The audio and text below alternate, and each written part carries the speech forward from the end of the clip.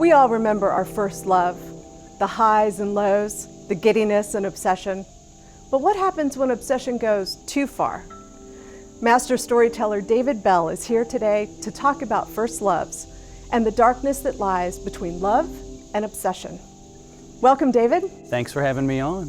So, first loves. You know what I'm going to ask you. Who was your first love?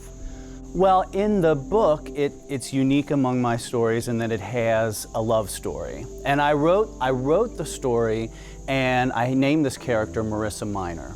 And I swear to this, after the fact, my wife read the book and she said, Marissa Minor, MM, my initials, her initials are MM, Molly McCaffrey. And I hadn't thought about it at all. But the truth is, we had a relationship somewhat similar to the relationship in the book. Did you? And that we met in college, had a very intense falling in love and everything. And then we broke up for a few years. And I remember during those few years we were broken up, and as we were kind of moving to getting back together, I remember really thinking, what if this hadn't worked out? And I still think about that sometimes. What if this hadn't worked out? What if something had happened to one of us when we were apart? What if we had just never gotten our act together and had never found each other again? And so I think a lot of that went into this book, thinking about what if you met that true love and then something went horribly wrong and your life went in some different direction. Sure, absolutely. Yeah. So the whole idea of your main character, Nick, seeing his doppelganger, this girl's doppelganger in a grocery store completely gave me chills. So tell me how you decided to move the story forward 25 years and deal with that. Well, that scene, that opening scene where he sees this woman who looks almost identical to his long-lost love, comes from something that happened in my real life. I have a half-brother, and we have different fathers. And so my brother's father died when he was about 2 years old. So he never knew his biological father. He has no real memories of him. But one day when my brother was about 20 years old, he was in a grocery store, and a man he had never seen before came up to him and said, "You have to be Terry Owen's son," right? Ooh, creepy. And he is. So that is how much my brother looks like his biological father. And so that stuck in my mind. What would it be like if a complete stranger saw you and saw that resemblance, and then that could lead to all sorts of fun things with the story, right? Who is this person who looks so much like this person who died 20 years ago? So that was your jumping off point. That was where the first scene came from. Did the story just take off from there? It really did fall together pretty easily, surprisingly, which, as you know, doesn't always happen. It doesn't. But this one felt pretty easy to write, relatively easy to write, I guess. I don't want my editor to hear me say it was too easy to write. But it felt right the whole time. Something felt right about it the whole time. I love the sense of mystery and the unraveling of Nick's life as the story goes on. From the opening page, we know bad things are afoot. So tell me, how do you create such incredible suspense in your books? I do make an outline before I start writing, so I kind of know which direction I'm going before I start writing. But surprises always come up as I'm writing. I'm writing along and something occurs to me that I hadn't thought of before. And my thinking about that is, if it's surprising me, then chances are it's going to surprise the reader. If I've had this really thought out plan and I surprise myself, then I'm probably going to surprise the reader. The other thing is, I just follow, the oldest rule in writing, which is take somebody and get them in the most trouble possible. Send them down the hardest, darkest road possible, and then see how they respond to that. Do they get out of it? Do they find their way out of it? How do they find their way out of it? That's where we really learn about people. It's where we really learn about characters, is when they're tested, then they really show who they are. So that's what I try to do. Writing a book is the way that you can really torment people and get away with it, because you're trying to make those characters suffer as much as possible and then see how they come out the other side. Right.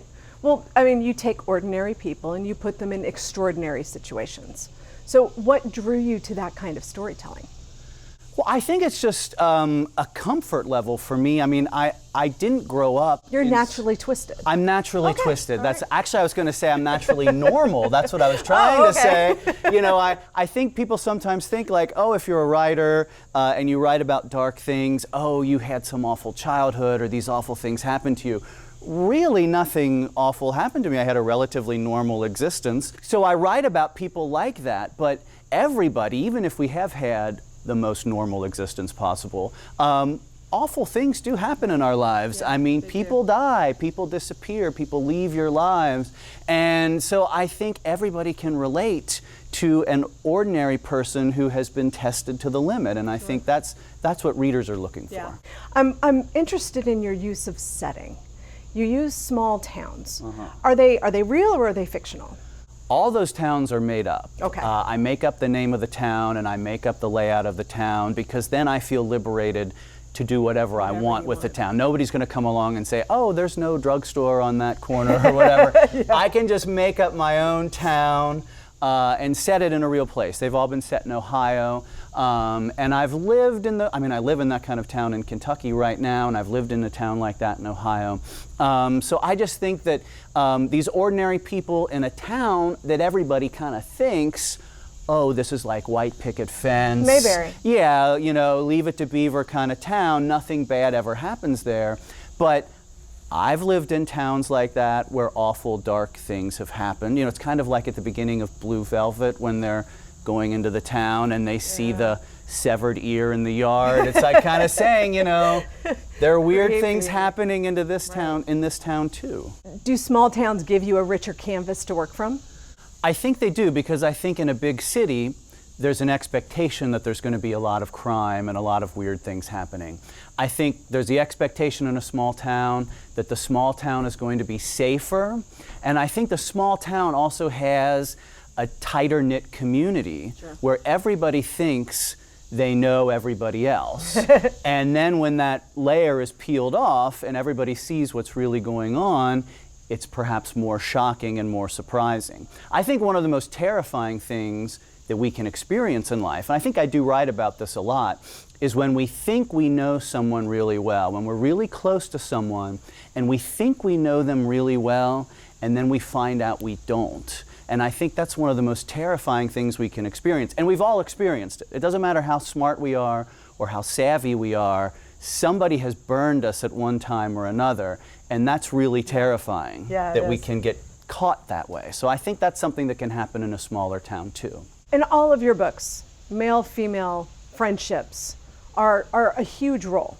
But they say men and women can't be friends. So tell us about how you kind of get around that. Well, I've never, believed any of those theories that like we're friends, it's we're okay. friends. I've never believed any of those theories that like men and women can't be friends, or that that a male writer can't write about women, or a female writer can't write about men. So to me, I mean, this is just all part of life, is that you have friendships with a variety of people. In my own life, I'm surrounded by a lot of strong women, my wife, my mother-in-law, my editor, my agent, So, I have always felt comfortable around women, and I think, why wouldn't I write about women as much as I write about men? And that, like, for instance, in this book, there's the love interest that Nick has, but there's also the friendship that he's had for a long time with another woman who plays a big role in his life. And why not? That's part of life, too. So I'm comfortable writing about it. Give me one word to describe your books. I love hearing from readers when they say that one of my books is all-consuming. All-consuming? All-consuming. It's a hyphenated word, but we'll give it to you. Count it, right? Okay. It would count for the word count in your manuscript, it would. wouldn't it? Okay, Absolutely. all right. Just a real quick story. I did a book signing once, and early in the afternoon, and I signed a book for this woman. And late that night, around 8 or 9 o'clock that night, she sent me an email and she said, I've already finished reading your book. Wow. What could be a bigger compliment for a writer than to think that someone took your book and read it right away? And you, I'm sure you get these messages all the time. A year to write, and they read it in an hour and a half. And then they say, like, when's the next one coming out? But when people say like, oh, I missed work because of you, or I slept late because of you, or I was up till 3 in the morning because of you, that's the highest praise I think Which you I can get. was with this book, Yeah, actually. I well, stayed great. up way too late the other night. Just had to finish. I had to finish. I'm glad to hear it. You're a professor at Western Kentucky, Yes. nice local school. Yes. And you teach creative writing. Yes. Do you find that helps with your writing? Does it hurt? Is it inspirational? I mean, is it hard to go home at the end of the day after you've been teaching how to write and sit down at your own computer and write your own work? Actually, you know, that's a fear that a lot of people have, is that if you're teaching writing, it's going to take so much out of you that you can't write. For me, I find that the two go hand in hand really well, because anyone who's ever tried to teach something, you have to really know a lot about it to be able to teach it. So I feel like I need to be on my game when I'm talking about writing. Sure. I think I'm lucky that I have a day job that relates to my writing job, so that I'm always talking about writing in one way or the other. And honestly, my students inspire me. I see them doing things, I see them getting excited about writing. It makes me excited about writing. When things go well for me when I'm writing, I'm excited to go and talk to my students about it and say, you know, and share my So experiences. you do, you know, you'll go and write a phenomenal scene and you'll go into class the next day and say, guys, I wrote a phenomenal scene, here's what I did. Or I'll write a crappy scene and I'll go into my students and I'll say, just because I'm a professional writer, it doesn't mean that I don't struggle. You know, you guys are worried about writer's block and struggling and all these things, and I can go into my students and say, you know, sometimes I have a bad day.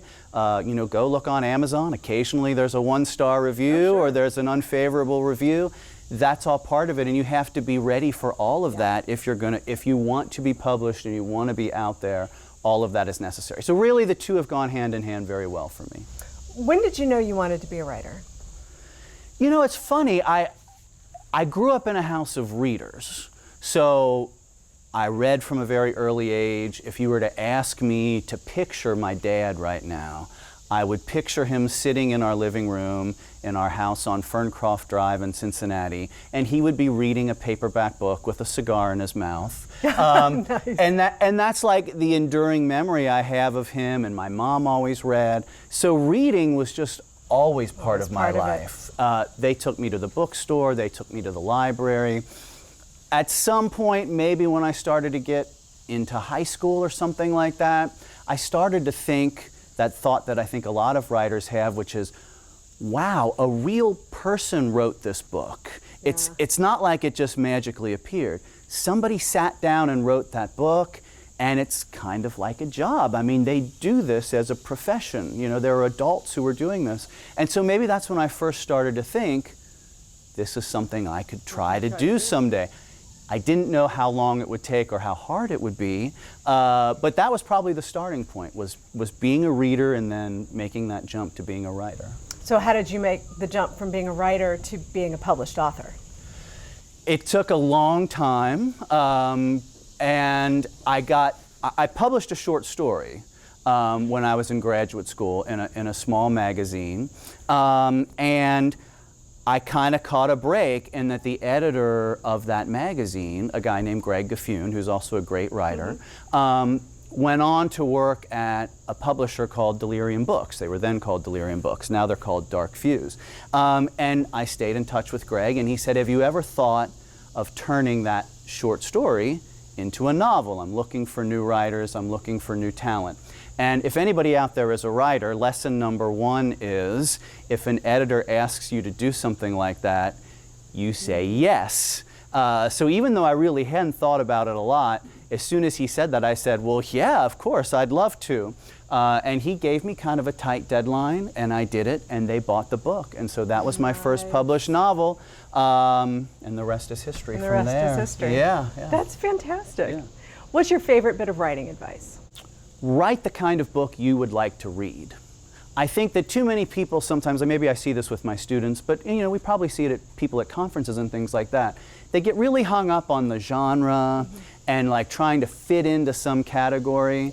And my feeling is, worry about the category, worry about the genre later. Write the story you want to write. Most of us probably, we read a lot and we think we've probably never found the perfect book. We've probably never read a perfect book that does everything we want a book to do. So if you're going to be a writer, try to write that book. You're going to fail. You're not going to write the perfect book.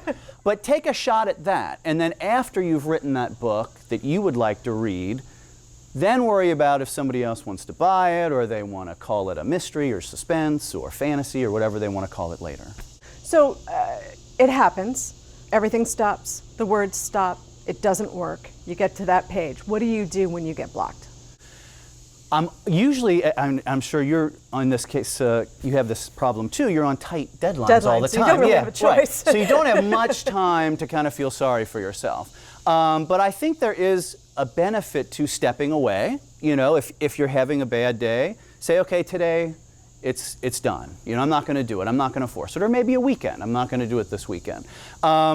A shorter term solution for me is just to take a walk. It's amazing. I'll go walk through, this will make me sound really morbid, but what the heck.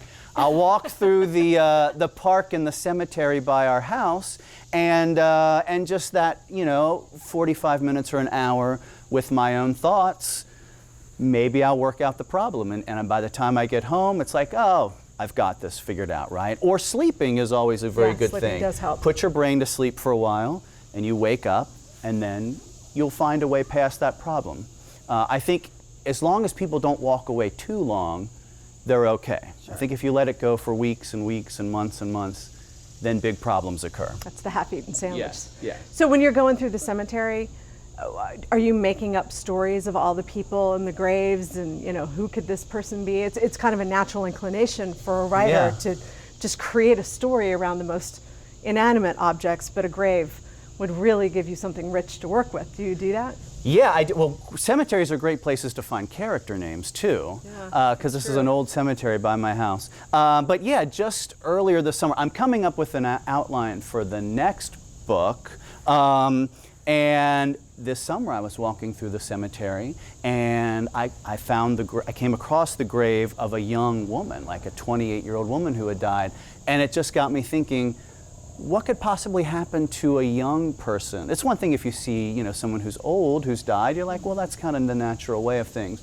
But it got me thinking about who this person was and what would it have been like for her parents likely to have to bury her. So that's somewhere in the brain working through the system.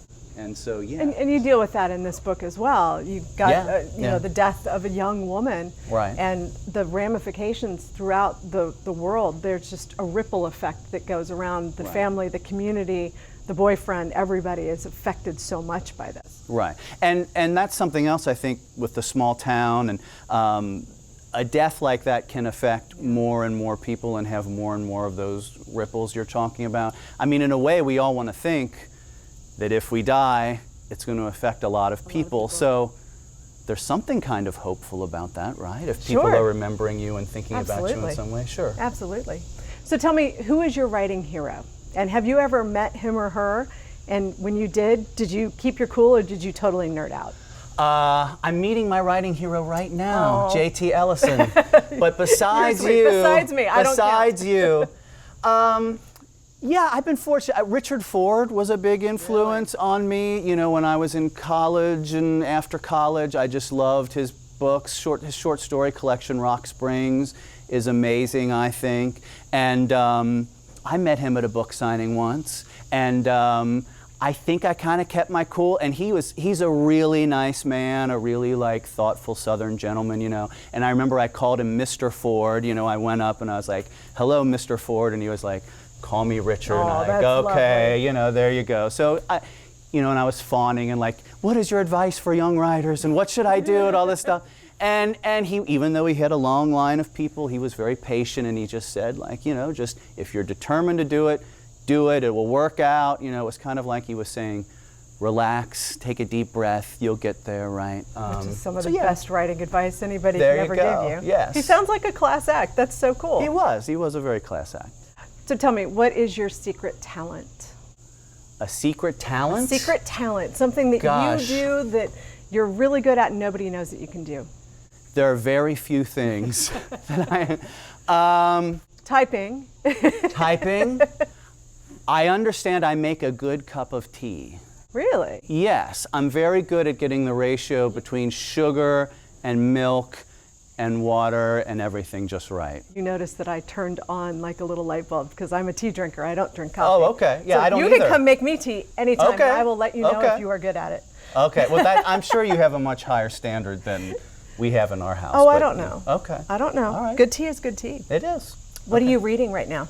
Trying to think, what is the last really great book I read that blew me away? I read a book that I had not ever read. I'd seen the movie, but this summer I read The Last Picture Show by Larry Mcmurtry. Really? Speaking of a book about a small town and a small community where all these lives are intersecting in interesting ways. It's a stunning book. I've read other books by him and I hadn't read that one, and I'd seen the movie. It's just a beautiful book. It's a beautiful, heartbreaking book about this small town that's kind of falling apart and these lives in this small town. So if you haven't read The Last Picture sounds Show, great. check it out. It's not that long. It's like 250 pages. Oh, even better. And it's It's a beautiful. plane ride. Let's talk about your outline. You were telling me you go into a huge outline, a very, so you're up to 20 pages in some ways with multiple point of view characters and everything. So how much outlining do you do, and when do you turn back to your story?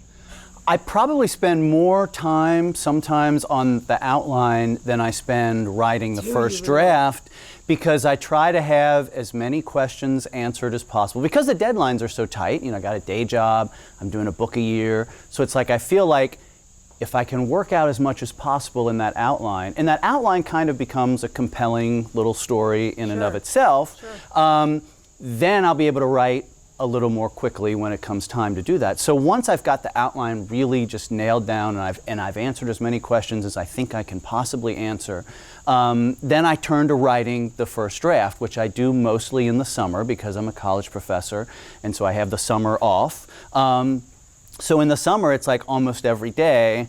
I don't have any real heavy obligations, so, and I'm not a really like uptight, I've got to wake up early in the morning and get to this kind of writer. I mean, I'm kind of drifting through the You're early. making tea. Yeah, I do that, making and I tea. walk in the cemetery. Walking in the cemetery. And I do all those things, and you have to check all your sites on the internet and everything. So when I finally get to it, I don't know, it could be 10, 11, 12, 1 in the afternoon or whatever. And I usually just go by a word count or a page count for the day. Which is 1,500 to 2,000 words or something like that, which is like 6 to 10 pages, I guess. Because I know I need to get this first draft done by a certain point, and I know if I write a certain number of pages or words a day, that's approximately going to get me to where that book needs to be. Right, Now, sometimes the book ends up being a little longer and it takes me longer or whatever, but that's the way I do it. And then once I have that done, I'm not a writer. I know you hear these writers, like Dean Koontz is a writer who says he revises every page until it's perfect before he goes to the next page. I couldn't do that. Me neither. I have to see the whole thing to know what's going on. So I like to write that first draft, then I'm seeing the whole thing, then I can go back and decide what do I need to do, where do I need to go. So then I'll spend time after that doing revision, revising it a couple of times. My wife, Molly, who's a writer, will read it. My agent will read it. And so I spend as much time as possible before it goes to my editor. And then she tells me everything that's wrong with it. And then we start all over again. Then you do it all over again, yes. What's next for David Bell? I have a new novel coming out next summer, probably in July again, called Since She Went Away. So that will be out Great next title. summer, yeah. So and I'm finishing that right now, and then I have to start thinking about the next one. So I'm already writing an outline for the one after that. Great. Yes. Well, I can't believe it, but our time is up. Thank you so much for being here today. Thank you so much. I really enjoyed it. I really appreciate it. And thank you for watching A Word on Words. I'm JT Ellison. Keep reading.